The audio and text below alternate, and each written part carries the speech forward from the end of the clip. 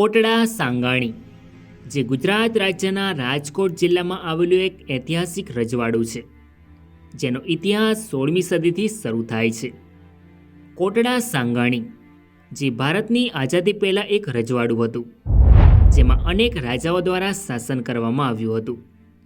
તેમના શાસનકાળ દરમિયાન બાંધવામાં આવેલ ઇમારતો આજે પણ કોટડા સાંગાણીમાં જોવા મળે છે, જે જોઈને આપણને કોટડા સાંગાણી રજવાડાનો ઇતિહાસ જાણવાની ઈચ્છાઓ જાગે છે. જેથી આજના વિડીયોમાં આપણે કોટડા સાંગાણીનો ઇતિહાસ જાણીશું. નમસ્કાર મિત્રો, તો સ્વાગત છે એક નવા વિડીયોમાં. સો ફ્રેન્ડ્સ, હું છું ધર્મેશ અને ધર્મેશ પટેલ યુટ્યુબ ચેનલમાં તમારું સ્વાગત છે. સો ફ્રેન્ડ્સ, આજના વિડીયોમાં આપણે કોટડા સાંગાણી રજવાડાનો ઇતિહાસ જાણીશું. સો વિડીયોમાં છેલ્લે સુધી બન્યા રહો. તો ચાલો વિડીયોને શરૂ કરીએ. મિત્રો, કોટડા સાંગાણી ગુજરાતના સૌરાષ્ટ્ર વિસ્તારમાં આવેલું ઐતિહાસિક રજવાડું છે, જેની સ્થાપના 16મી સદીમાં જાડેજા રાજપૂતો દ્વારા કરવામાં આવી હતી. તો મિત્રો, સૌપ્રથમ જાણીશું આપણે કોટડા સાંગાણી રજવાડાની સ્થાપના કેવી રીતે થઈ અને કોના દ્વારા કરવામાં આવી. વર્ષ 1540માં કચ્છના જાડેજા વંશના વંશજ જામરાવલ દ્વારા નવાનગર રજવાડાની સ્થાપના કરવામાં આવી હતી, જે હાલ જામનગર તરીકે ઓળખાય છે. જામરાવલના અવસાન બાદ વર્ષ 1562માં તેમનો મોટો પુત્ર જામ વિભાજી નવાનગરની ગાદી પર આવે છે. ત્યારબાદ વર્ષ 1569માં જામ વિભાજીના મોટા પુત્ર જામ સત્તાજી નવાનગરની ગાદી પર આવે છે. જામ સત્તાજીને 3 પુત્રો હતા: અજોજી, જસાજી અને વિભાજી. મિત્રો, વર્ષ 1592માં અકબરની મુગલ સેના સામે ધ્રોલ નજીક બુચ્ચરમોરીના યુદ્ધમાં જામ સત્તાજીના મોટા પુત્ર કુમાર અજોજીનું અવસાન થાય છે. કુમાર અજોજી પરણિત હતા, જેમના 3 પુત્રો હતા: લાખાજી, રણમલ અને વિભાજી. મિત્રો, વર્ષ 1620માં અજોજીના પુત્ર વિભાજીને કાલાવાડ સહિત 12 બીજા ગામો આપવામાં આવ્યા હતા, જેમાં ઠાકોર વિભાજીએ રાજકોટ રજવાડાની સ્થાપના કરી હતી. મિત્રો, રાજકોટના શાસકો મહામહિમ અને ઠાકોર સાહેબની ઉપાધિ મેળવતા હતા. ઠાકોર સાહેબ વિભાજીએ રાજકોટ રજવાડામાં વર્ષ 1620થી 1635 સુધી શાસન કર્યું હતું. ઠાકોર વિભાજીના અવસાન બાદ તેમનો મોટો પુત્ર ઠાકોર મહેરામનજી પ્રથમે વર્ષ 1635માં રાજકોટની ગાદી સંભાળી. ઠાકોર સાહેબ મહેરામનજીને 2 પુત્રો હતા: ઠાકોર સાહેબજી અને ઠાકોર કુંભોજી, અને એક પુત્રી હતી, લીલાજીબા સાહેબ, જેમાં ઠાકોર સાહેબ સાહેબજી જે વર્ષ 1650માં રાજકોટના રાજા બને છે, જ્યારે તેમના નાના ભાઈ ઠાકોર કુંભોજીએ વર્ષ 1634માં ગોંડલ રજવાડાની સ્થાપના કરી. ઠાકોર કુંભોજી ગોંડલ રજવાડાના પ્રથમ શાસક હતા. મિત્રો, ઠાકોર કુંભોજીને 2 પુત્રો હતા: એક ઠાકોર સંગ્રામજી, જેઓ વર્ષ 1648માં ગોંડલની ગાદી પર આવે છે, જ્યારે ઠાકોર સાંગોજી, જેમણે ગોંડલના 6 ગામ લઈ કોટડા સાંગાણી રજવાડાની સ્થાપના કરી. અને અહીંયાથી શરૂ થાય છે કોટડા સાંગાણી રજવાડાના શાસકોનો ઇતિહાસ. ઠાકોર સાંગોજી કુંભોજી. મિત્રો, ઠાકોર સાંગોજી કોટડા સાંગાણીના પ્રથમ શાસક હતા. ઠાકોર સાંગોજીએ વર્ષ 1655માં કોટડા સાંગાણી રજવાડાની સ્થાપના કરી હતી, જેમાં તેમણે વર્ષ 1654થી 55માં અરડોઈ ગામની આજુબાજુના ગામો પર વિજય મેળવ્યો અને તેમની મિલકતને રજવાડાની સ્થિતિમાં ઊભી કરી. મિત્રો, ઠાકોર સાંગોજી પરથી કોટડા સાંગાણી રજવાડાનું નામ સાંગાણી પડ્યું. ઠાકોર સાંગોજી ગોંડલ રજવાડાના પ્રથમ શાસક ઠાકોર કુંભોજીના પુત્ર હતા. ઠાકોર સાંગોજીને 3 પુત્રો હતા: પ્રથમ ઠાકોર તેજોજી, જે 1699માં કોટડા સાંગાણીના રાજા બને છે. બીજા કુમાર તોગાજી, જે રાજપરા તાલુકાની સ્થાપના કરે છે. અને ત્રીજા કુમાર હકોજી, જે ભાડવા તાલુકાની સ્થાપના કરે છે. ઠાકોર સાંગોજીએ વર્ષ 1655થી 1699 સુધી કોટડા સાંગાણી રજવાડામાં શાસન કર્યું હતું. ત્યારબાદ વર્ષ 1699માં ઠાકોર સાંગોજીનું અવસાન થાય છે. ઠાકોર તેજોજી સાંગોજી. મિત્રો, ઠાકોર તેજોજી વર્ષ 1699માં કોટડા સાંગાણી રજવાડાની ગાદી પર આવે છે. મિત્રો, ઠાકોર તેજોજી તેમના પિતા ઠાકોર સાંગોજીના અવસાન બાદ કોટડા સાંગાણી રજવાડાનું શાસન સંભાળે છે. મિત્રો, ઠાકોર તેજોજી કોટડા સાંગાણીના બીજા શાસક હતા. ઠાકોર તેજોજીને 3 પુત્ર હતા. પ્રથમ જસાજી, બીજા સરતાનજી અને ત્રીજા દેવજી. ઠાકોર તેજોજીએ વર્ષ 1699થી 1727 સુધી કોટડા સાંગાણી રજવાડામાં શાસન કર્યું. ત્યારબાદ વર્ષ 1627માં ઠાકોર તેજોજીનું અવસાન થાય છે. ઠાકોર જસાજી તેજોજી. ઠાકોર જસાજી વર્ષ 1627માં કોટડા સાંગાણી રજવાડાની ગાદી પર આવે છે. તેઓ કોટડા સાંગાણીના ત્રીજા શાસક હતા. ઠાકોર જસાજી તેમના પિતા ઠાકોર તેજાજીના અવસાન બાદ વર્ષ 1727માં કોટડા સાંગાણી રજવાડાનું શાસન સંભાળે છે. મિત્રો, ઠાકોર જસાજી અને તેમના ભાઈ સરદાનજીએ મળીને કોટડા પર વિજય મેળવ્યો અને તેમના રજવાડાની રાજધાની ત્યાં ખસેડી. ઠાકોર જસાજી અને તેમના ભાઈ સરતાનજીને કોઈ વારસદાર ન હતો, જેથી તેમના નાના ભાઈ દેવાજી તેમના સ્થાને આવે છે. મિત્રો, ઠાકોર જસાજીએ વર્ષ 1727થી 1755 સુધી કોટડા સાંગાણી રજવાડામાં શાસન કર્યું હતું. ત્યારબાદ વર્ષ 1755માં ઠાકોર જસાજીનું અવસાન થાય છે. ઠાકોર દેવજી તેજોજી. ઠાકોર દેવજી વર્ષ 1755માં કોટડા સાંગાણી રજવાડાની ગાદી પર આવે છે. તેઓ કોટડા સાંગાણીના ચોથા શાસક હતા.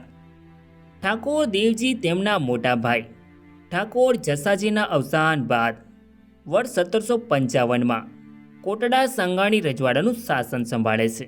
મિત્રો, ઠાકોર દેવજીનું શાસન ખૂબ જ ટૂંકું હતું. ત્યારબાદ વર્ષ 1755માં ઠાકોર દેવજીનું અવસાન થાય છે. ઠાકોર હાથોજી દેવજી. ઠાકોર હાથોજી વર્ષ 1755માં કોટડા સાંગાણી રજવાડાની ગાદી પર આવે છે. તેઓ કોટડા સાંગાણીના 5મા શાસક હતા.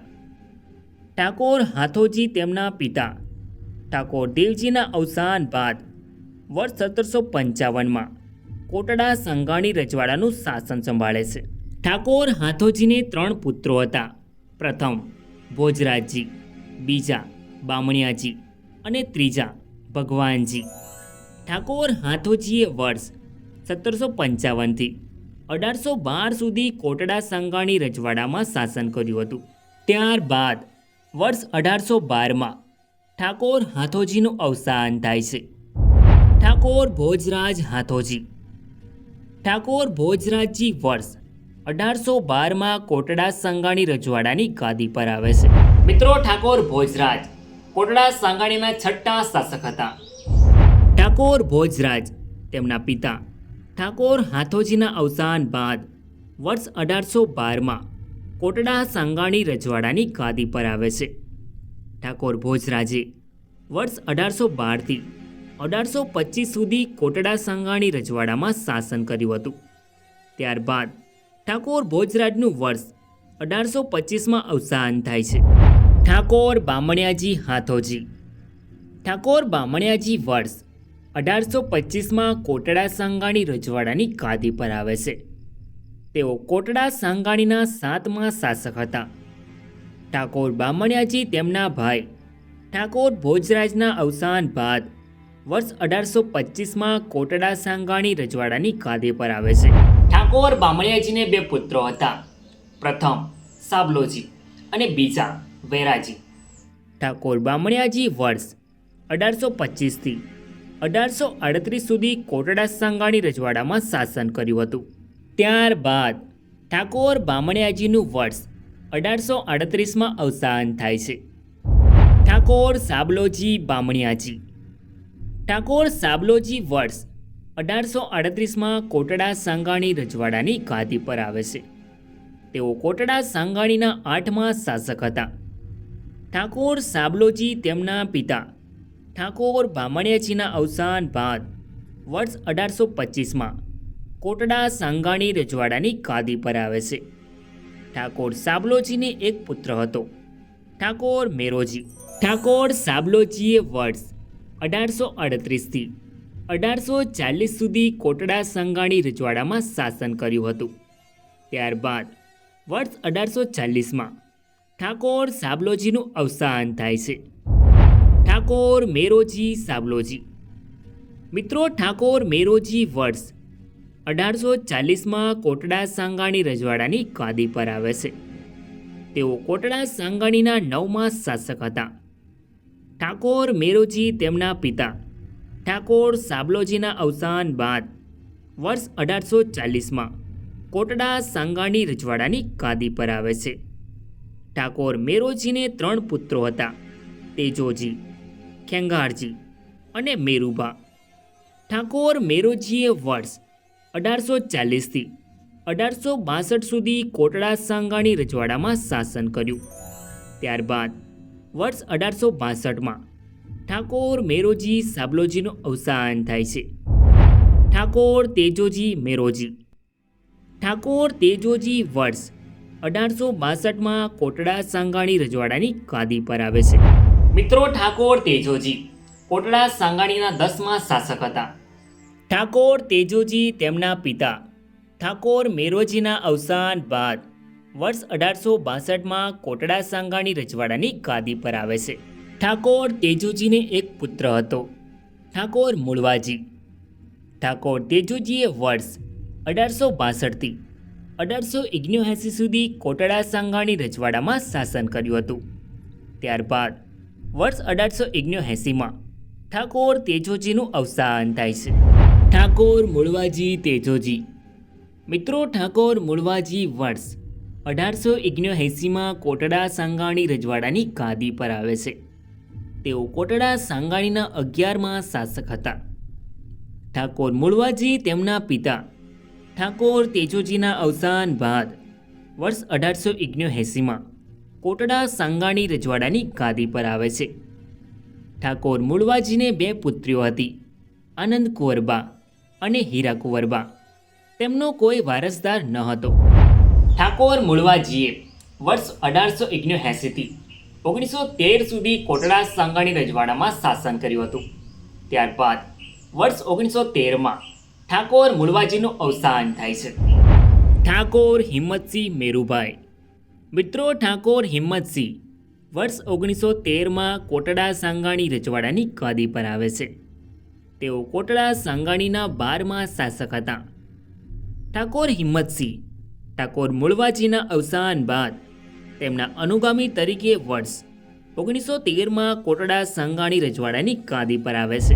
મિત્રો, ઠાકોર હિંમતસિંહને એક પુત્ર હતો, ઠાકોર પ્રદ્યુમનસિંહ, જે વર્ષ 1930માં કોટડા સાંગાણી રજવાડાની ગાદી પર આવે છે. ઠાકોર હિંમતસિંહે વર્ષ 1913થી 1930 સુધી કોટડા સાંગાણી રજવાડામાં શાસન કર્યું હતું. ત્યારબાદ વર્ષ 1930માં ઠાકોર હિંમતસિંહનું અવસાન થાય છે.